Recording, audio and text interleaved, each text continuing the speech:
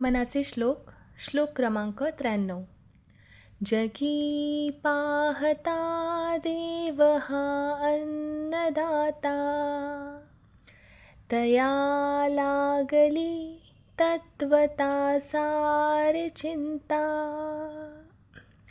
तयाचे मुखे नाम घेता फुकाचे, मना सांग पारे तुझे काय वेचे.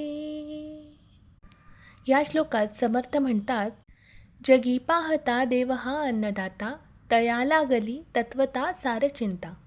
याचा अर्थ, या जगात पाहिले असता अन्नदाता म्हणजे जीवनाला पोषण देणारा खरा देवच आहे. अन्न म्हणजेच परमेश्वराचे रूप आहे, जे आपल्याला पोषण देते, तेच दैवत आहे.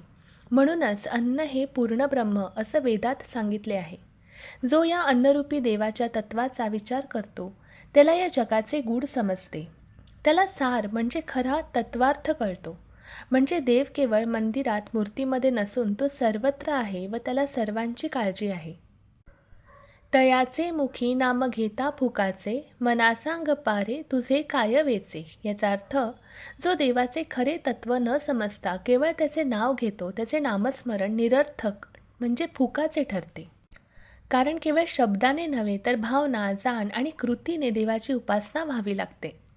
समर्थ इथे आपल्या मनालाच प्रश्न विचारतात, अरे मना, जर तुला देवाचे खरे तत्व उमजले नाही आणि तू फक्त नाव घेत बसलास तर त्याने काय मिळणार? हे आत्मपरीक्षणाचे वाक्य आहे. खरा भक्तिमार्ग हा फक्त बाह्य कृतीत नाही तर अंतःकरणातील श्रद्धा, प्रेम आणि देवाच्या तत्वाची जाण यात आहे. धन्यवाद.